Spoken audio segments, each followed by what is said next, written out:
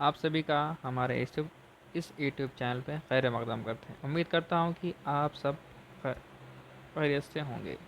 चलिए, हमने जो प्रीवियस क्लास में जो उर्दू पेडागोजी से रिलेटेड मालूमात हासिल की थी, उसका आपने मुआयना किया होगा, आपको वो पॉइंट्स समझ आ गए होंगे। तो चलिए, आज हम आगे माहिर लसानियात नोम चोमस्की के बारे में मालूमात हासिल करने वाले, उनका नज़रिया क्या है और वो किस चीज़ पे अपना भरोसा करते हैं और वो क्या बता रहे हैं, उसके बारे में हम आज देखने वाले हैं। तो चलिए, नोम चोमस्की कौन है, ये भी आपके इम्तिहान में क्वेश्चन पूछा गया है। इससे रिलेटेड कौन थे, कहाँ पैदा हुए थे और उन्होंने किस चीज़ पे उनका नज़रिया बताया था और भाषा कैसे आती है, ये सब उन्होंने बताया था। चलिए, नोम चोमस्की ने ज़बान के इक्तसाब का आला लैंग्वेज एक्विजिशन डिवाइस बताया है, LAD। LAD LAD का नज़रिया किसने बताया था? तो नोम चोमस्की, ये यहाँ पर आपका एक क्वेश्चन बन रहा है दोस्तों। जी हाँ, का नज़रिया पेश किया। उसके मुताबिक दुनिया में आने वाला हर बच्चा अपने साथ दिमाग में एक ख़ास अज़ू लेकर आता है, जिसे LAD कहते हैं। क्या कहते हैं दोस्तों? LAD कहते हैं। जैसे लैंग्वेज एक्विजिशन डिवाइस, आपको इम्तिहान में क्वेश्चन पूछ सकता है। डैडेश के मुताबिक कौन LAD का खाका लेकर या दिमाग में खाका लेकर वो बच्चा आता है? तो वो है माहिर लिसानियत नोम चोमस्की। तो आगे बढ़ते हैं दोस्तों। नोम चोमस्की के मुताबिक बच्चे में ज़बान सीखने की सलाहियत पैदाइशी होती है। अगर आपको क्वेश्चन पूछा जाएगा, बच्चा ज़बानी सलाहियत सीखने की सलाहियत पैदाइशी लेकर आता है, तो ऐसा कौन कहता है? तो उसका आंसर होगा दोस्तों नोम चोमस्की। चलिए आगे बढ़ते हैं। ज़बान सीखने के बुनियादी उसूल और अज्जा बच्चे में पैदाइशी तौर पर मौजूद होते हैं। बच्चे पैदाइश के बाद जब बच्चा बोली जाने वाली ज़बान सुनता है तो ज़बान सीखने की सलाहियतें मुतहरिक हो जाती हैं और कुछ अरसे में बच्चे का दिमाग बोली जाने वाली ज़बान की पेचीदगी और साख्त को समझने लगता है और बच्चा ज़बान बोलना शुरू कर देता है। जी हाँ, आपको यहाँ समझ आया होगा। अगर आप इस चैनल पे नए हैं तो चैनल को ज़रूर सब्सक्राइब करिए। अगर आपको वीडियो पसंद आया हो तो वीडियो को लाइक करना ना भूलिए। चलिए आगे बढ़ते हैं। चॉम्स्की का कहना है चॉम्स्की का कहना है कि ज़बान का फितरी सॉफ्टवेयर या क़वायद फितरी तौर पर बच्चे के दिमाग में होता है, जिसे उन्होंने आलमगीर क़वायद कहा है। क्या कहा है? आलमगीर क़वायद कहा है। माहौलियाती रब्त आलमगीर क़वायद को बेदार करता है। इस बेदारी के नतीजे में इंसान कोई भी ज़बान सीख सकता है, बशर्ते कि उसे ज़बान सुनने के मुनासिब मौके मिलना चाहिए। तो यहाँ पर आपको दो तीन चीज़ें नोट करना है, दिमाग में रखना है।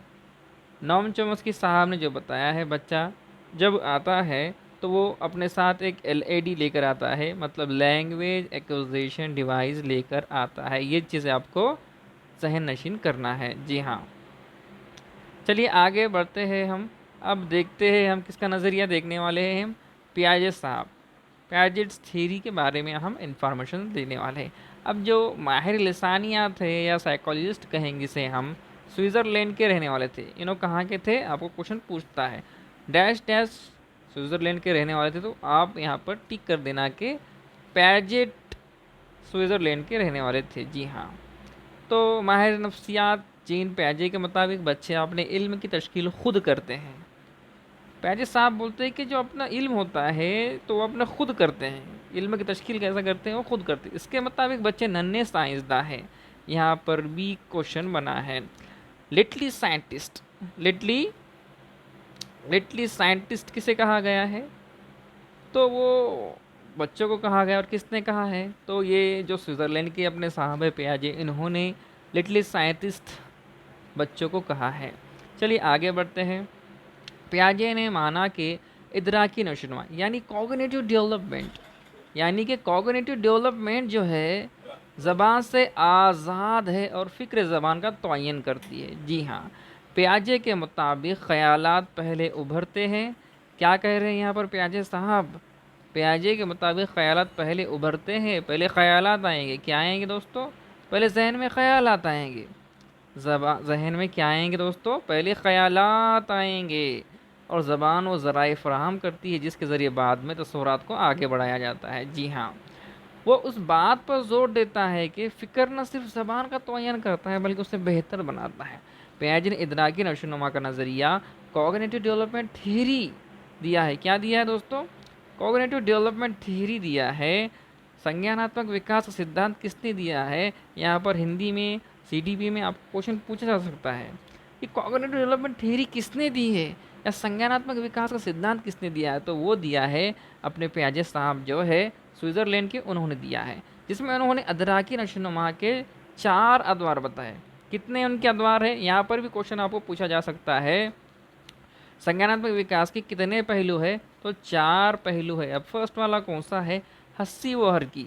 ये आपको ज़बान अव्वल में भी क्वेश्चन पूछा जाता है, ज़बान दुव्वम में भी पूछा जाता है, और ज़बान मतलब सीडीपी जो चाइल्ड डेवलपमेंट होती है उसके अंदर भी आपको यहाँ से सवाल बनता है। तो आप इसको सिर्फ उर्दू के हद तक ही ना महदूद रखते हुए आप यहाँ पर 3 सब्जेक्ट से लेकर इसको महदूद रखिए। आपके यहाँ पर 4 से 5 मार्क्स फिक्स हो जाएंगे। चलिए आगे बढ़ते हैं। हस्सी व हरकती दौर, sensory motor stage. First stage क्या बताई है और कितने साल से है, ये भी आपको इम्तिहान में क्वेश्चन यहाँ से पूछा जाता है। वीडियो थोड़ा लंबा हो सकता है, क्लास आप देखिए पूरी क्लास के लिए।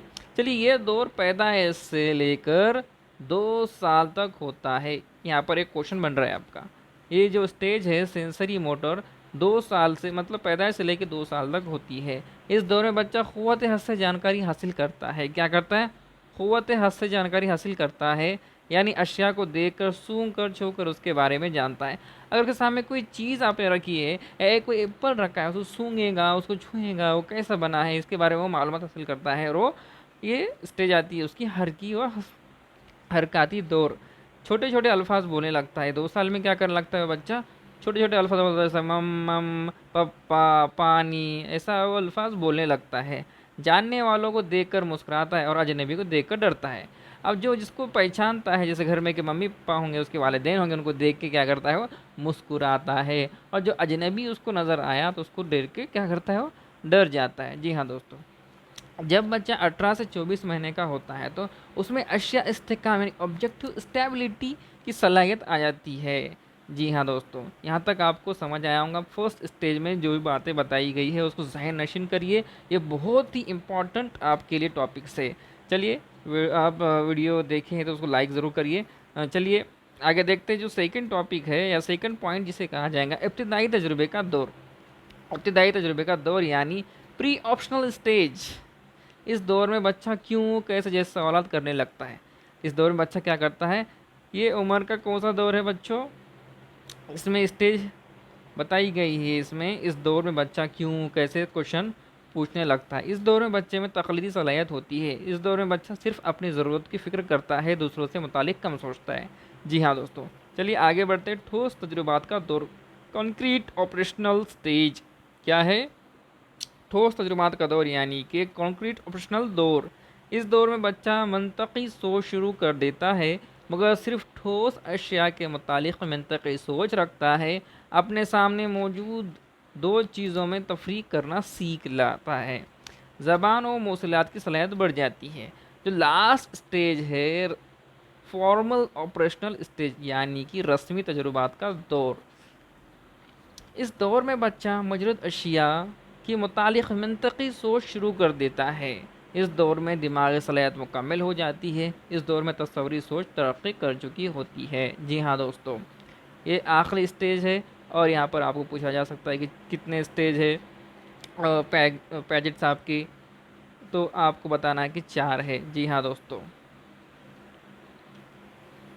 चलिए आगे बढ़ते। वायगोत्स्की का नज़रिया, ये भी आपको पता है, फिर भी हम एक्सप्लेन करके बता देते हैं कि वायगोत्स्की साहब ने क्या बताया है, तो देख लेते हैं। चलिए, वायगोत्स्की साहब, जब भी अगर आपको वायगोत्स्की के बारे में मालूमात हासिल करना हो तो जहन में पहले रखिए, वायगोत्स्की साहब सोशल और कल्चर डेवलपमेंट पर ज़्यादा उन्होंने फोकस करते हैं। वायगोत्स्की के मुताबिक ज़बान समाजी तामुल का नज़रिया मैं अभी बताया हूँ आपको, उसको ही कहेंगे हम सोशल कल्चर डेवलपमेंट। क्या कहेंगे उसको?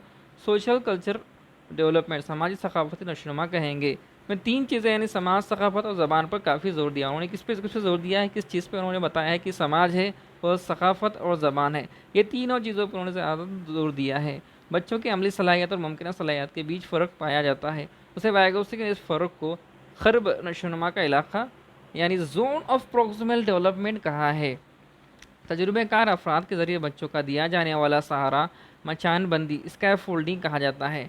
स्कैफोल्डिंग अगर आता है इम्तिहान में आपको बताया जाएंगे स्कैफोल्डिंग किससे रिलेटेड है, किस साइकोलॉजिस्ट या किस लसानियात से रिलेटेड है, तो आपने डायरेक्ट वहाँ पर वाइगोत्स्की के हिसाब को टिक कर देना है, क्लिक कर देना है। चलिए आगे बढ़ते हैं। जब बच्चा अपने आप से बात करते हुए ज़बान का इस्तेमाल करता है, वो अपने ख़यालात को मुनज़्ज़म करने की कोशिश करता है। वाइगोत्स्की ने निजी तकरीर यानी प्राइवेट स्पीच कहा है। जो खुद से बड़बड़ाता है तो उसे क्या कहा है वाइगोत्स्की साहब ने, तो प्राइवेट स्पीच कहा है। जी हाँ दोस्तों, अब यहाँ पर हम लास्ट वाला देखेंगे, लास्ट और उसके बाद सेकंड लास्ट, दो तीन यहाँ पर जो माहिर लिसानियात या साइकोलॉजिस्ट हैं उनके बारे में हम देखने वाले हैं। बंड्रा उन्होंने किस चीज़ पे फोकस किया है ये देखते हैं बंड्रा साहब ने। चलिए, बंड्रा के नज़रिए के मुताबिक बच्चे की नशोनुमा मॉडल के बर्ताव के मुशाहदे और तक़लीद पर मुनहसर होता है। ये मुकम्मल मुकम्मल ये अमल कुमक रेनफोर्समेंट कहलाता है। क्या कहलाता है? रेनफोर्समेंट के साथ साथ भी हो सकता है और कुमक के बगैर भी। इस नज़रिए के हामियों का मानना है कि बच्चा बगैर मॉडल के अल्फाज और ज़बान की तश्कील नहीं सीख पाता है। चलिए, पाउलो साहब ने क्या बताया है ये तो आप सभी जानते हैं। पाउलो स्किनर साहब, ये चीज़ तो आपने सब पढ़ी भी है। स्किनर जैसे माहिर लिख रादियत बिहेवियरिस्ट के मुताबिक ज़बान का सीखना महज मुहर्रिक स्टिमुलस और जवाब रिस्पॉन्स के दरमियान ताल्लुक़ है।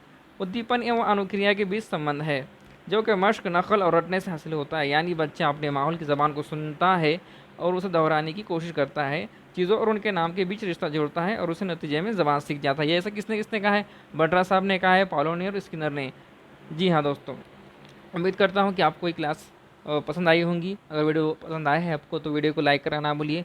अगर आप चैनल पर नए हैं तो चैनल को ज़रूर सब्सक्राइब करिए। मिलते हैं नेक्स्ट क्लास में जल्द ही।